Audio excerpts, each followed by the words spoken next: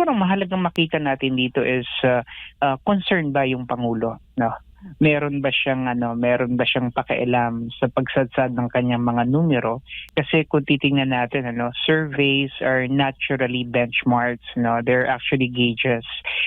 Pwede siyang maging prescriptive mechanisms para ayusin mo yung iyong panunungkulan. Pero kung makikita natin, kung nakita na niya na last year pa lang na sumasadsad na yung kanyang mga numero, pero wala namang tangible na sabihin na natin pagsasaayos ng mga reforma, agenda ng pamahalaan maliban sa pamumulitika, I think this gives us the impression that the President may not be very much concerned about his numbers, no?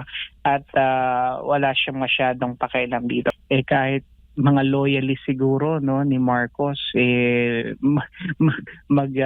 magbabaliktad sa kanya, lalo na kapag nakakaramdam na ng matinding kagutuman. Hindi naman siya nababahala sa kanyang numero because in the first place he didn't intend to govern, di ba?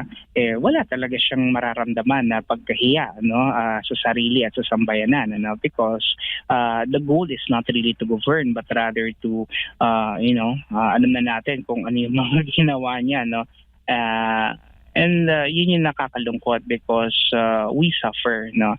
Sabi nga natin, wherever the president go, we go there as well. And kung papunta talaga tayo dito sa pagbulusok, no, ng ating Pangulo, maaaring buong bansa dadali niya kasabay nito. Prof, gaano ho ba kabigat itong para sa isang sitting president ang pagkakaroon po ng negative 15 net satisfaction rating batay po sa pinakahuling SWS survey?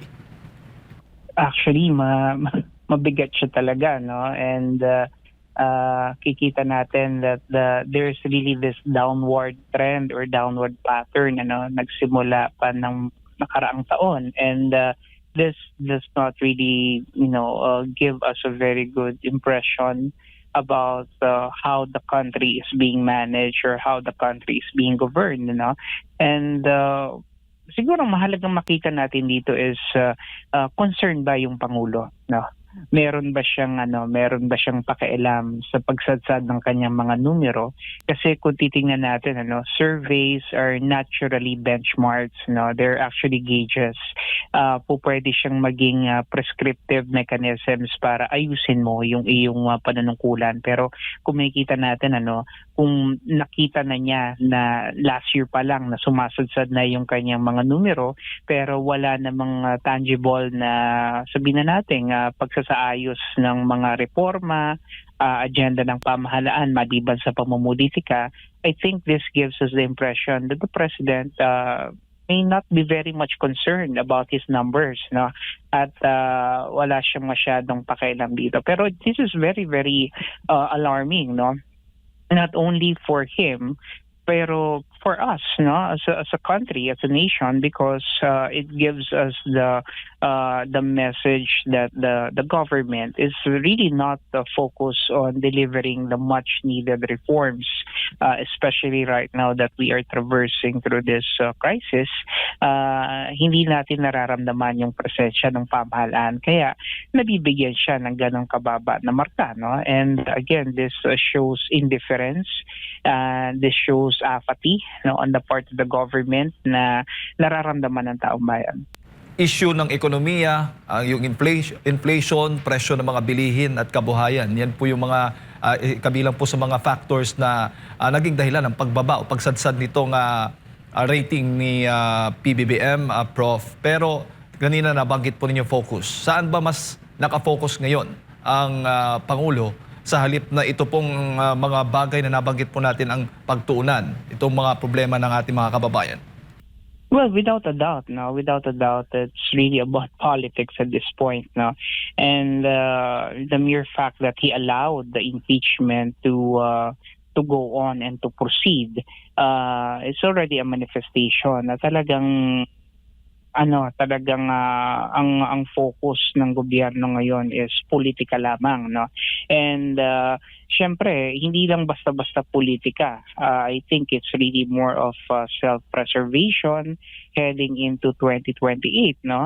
Because alam niya at alam din naman ng mga kaalyado niya na kung hindi nila mapipigilan si VP Sara sa pagtakbo, at eventually maaring manalo, talagang magiging malaki ang epekto nito sa kanila, no? Particularly doon sa mga patong-patong na kaso na maaari nilang kaharapin, and of course the backlash of the people against them, and how they will, many of them may not be voted anymore in 2028 elections.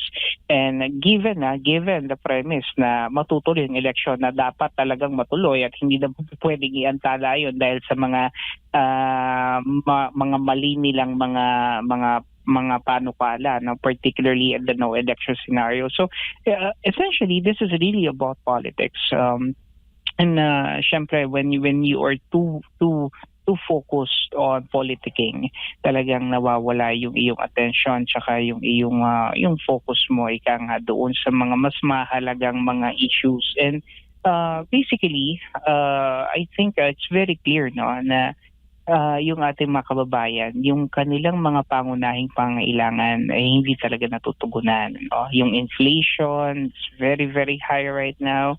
The peso-dollar exchange rate is at an all-time high. There is capital flight. Investors are not really, inclined to investing in the country because of the very unstable political climate, and among many other things. So, syempre kapag yung tinatawag nating gut issues na ang nakasalalay, kahit mga loyalist siguro, no, ni Marcos, magbabaliktad sa kanya, lalo na kapag nakakaramdam na ng matinding kagutuman. Bagamat sinasabi po ng palasyo na wala pong kapangyarihan o hindi baga itong nangyayari ganyan dyan sa Senado, Prof, ay wala pong hindi hawak o nasa jurisdiksyon ng Pangulo ang mga nangyayari dyan po sa Senado, lehislatura, kumbaga. Pero kayo ba'y naniniwala na kahit papaano ay naiimpluwensyahan pa rin, may impluwensya pa rin, may baga basbas pa rin mula sa Pangulo ang mga nangyayaring tensyon dyan sa Senado? Well, hindi po pwedeng wala, no? In fact, hindi lang ngayon sa mga nangyayari ngayon na may kita natin na may basbas niya ang mga pangyayari dito sa mataas na kapulungan. In fact, kahit pa yung nung nagsimula pa lang si Tito Soto as the Senate President and Panfilo Lacson as the Chair of the Senate Blue Ribbon Committee, ramdam na natin yung kumpas ng Pangulo, no? Kung paano talaga nailihis ang investigasyon, kung paano pinagtakpan yung mga dapat sana ay makasuhan at maimbestigahan. Lahat naman yun, merong I mean, let's not be hypocritical about it. I don't want to sound, no, na para bang hindi tayo nagiging totoo sa ating mga kababayan. Pero the truth is, talagang kinakailangang ilihis yung investigation, because if they are not going to do that, talagang all roads will lead to Malacanang. And the President, kahit ano pang deny niya, kahit ano pang sabihin niya na hindi siya kabilang kasama dito, talaga namang tinutumbok pa rin siya ng lahat ng mga testimonya, lahat ng mga ebidensya, no? And syempre kinakailangan niya talagang i-maneuver, no, yung Senado palihis doon sa investigation. At ngayon naman nahiraramdaman na natin yung maneuvering dahil nga sa dalawang bagay, no?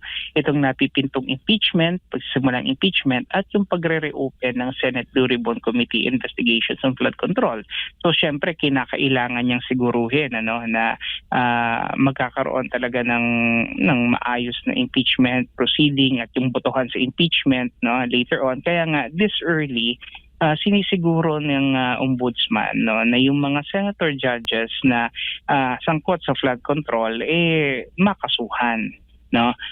Syempre para nga hindi sila maka-attend sa plenary at para hindi sila eventually makaboto, so that mas magiging madali para sa kanila yung makuha yung numero, no, ika nga.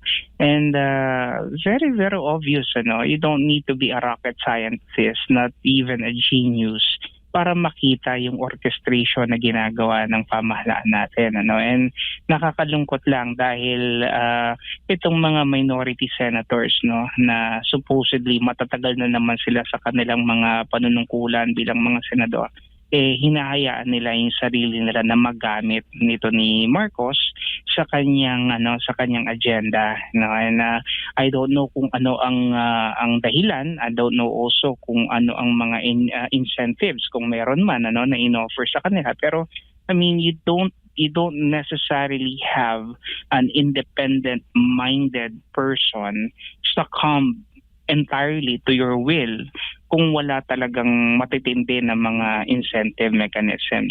So that is something na maari talaga nangyayari behind closed doors. Doc, baka ko ipasa kay Part Admal. Inaasahan ho ba ninyo na patuloy na bababa po itong ratings ng Pangulo, yung kanyang satisfaction rating kapag hindi po niya nabago at natugunan kaagad sa natitira po niyang mga panahon itong mga problema ng ating bansa? Yeah, definitely, no. And I think he will go down in the modern history of our country as the president that will have the lowest rating, no. Mula nang na-institutionalize itong surveys na to, I think he will be the president na outgoing, no, that will have the lowest rating, na medyo glaring yung yung difference with that of the former president, na when he left the presidency, he still was able to carry with himself a very, very high net trust and satisfaction rating, which is the highest naman, contrary, no, sa kasaysayan ng mga umalis na mga pangulo.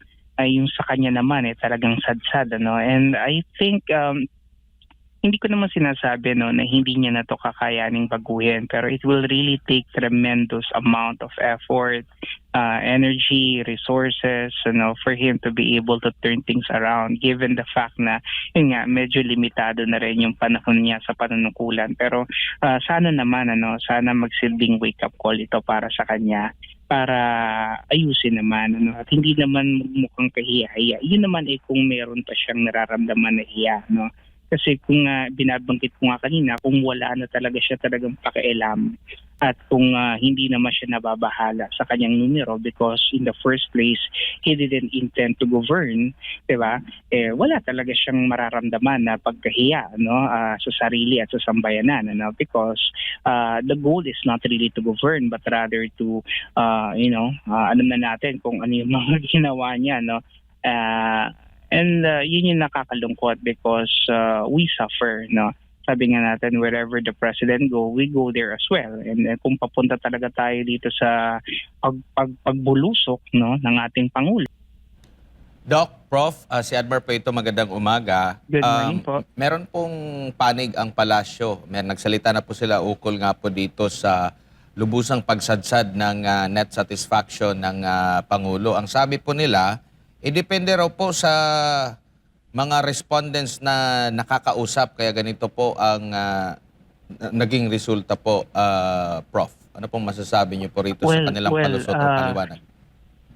SWS has been doing this for a very, very long time, since I could recall, And there are statistically tested measures and scientifically proven tools, that they have been using, and hindi ko po pwedeng sabihin na tama itong kanilang binabanggit, although they are entitled to this opinion because the numbers clearly does not favor them. Pero paano naman kung halimbawa ang mga numero ay mataas at talaga namang nakakatuwa para sa kanila, hindi nila sasabihin ito. I mean, you're always entitled to excuses and alibis. Pero the point is, this particular firms and this particular methodologies actually go through very rigorous scientific processes, statistical measures, and empirical analysis. So hindi po pwede yung binabanggit nila na depende sa nai-interview, because the distribution of the population, the sample size, is actually even with regards to the geographical distribution, socio-demographic distribution. Talagang nakakalkula po yan. So of course, sasabihin nila na hindi tama dahil nga mababa yung numero. Pero kung ito ay mataas, syempre wala naman silang pagpunan na gagawin. Bottom line, talagang mas maganda siguro na tanggapin na lang yung talagang hatol ng bayan, yung sentimiento ng nakararami na talagang hindi kaaya-aya at hindi talaga siguro nagagawa ng gobyerno yung trabaho na nakaatang sa kanila. Baka ibalikan sila ng mga supporter ng pangalawang Pangulo doon sa kanilang pagrarason kasi minsan ginagamit din nila na rason na nagsabi ng taong bayan, gustong paimbestigahan, gustong isalang sa impeachment trial ang pangalawang Pangulo. Baka gawin ding rason yung kanilang rason. Iba kasi yung yung mga respondent, kaya ganyan yung kanilang pagsasagot. Right. Yun nga, pero ako really I maintain being an academic and of course a researcher myself, you don't conduct surveys or researches naman nang walang structure, nang wala talagang sistema. And with SWS being a seasoned, survey firm, talaga naman makikitaan natin ito ng comparatively compared doon sa mga ibang mga survey firms na hindi ko alam kung paano nila na ilalabas yung mga numero na medyo mataas yung grado na binibigay nila sa Pangulo doon naman katakataka rin how are they able to get those numbers when in fact the other survey firms halos pare-pareho yung mga baseline results nila hindi nagkakalayo, and then kapag may isang survey firm na umaalagwa at mataas yung antas ng Pangulo, parang magtataka ka saan planeta ba kinonduct yung survey kasi ideally dapat yan kung may isang survey firm, dalawa, tatlo na survey firm, dapat merong merong parang pattern. There's already a trend na nakikita. So if there's one particular survey firm, and I hindi ko na i-disclose kung anong pangalan, pero I think alam niyo naman din kung na nakikita mo talaga na mataas yung Pangulo, So mapapaisip ka, paano nangyari na yung tatlo, apat na survey firms pare-pareho yung numero, mabababa, tapos siya lang yung mataas, So iisipin mo kung saan universe pa nila ginawa yung kanilang survey. So these things, yung sinasabi natin manipulative nature ng ilang mga survey firms, pwede makita rito. Pero ang tignan natin kasi yung trend, the trend and the trajectory ng mga surveys. Tignan natin yung mga common grounds, at yung mga commonality pagdating doon sa mga numero.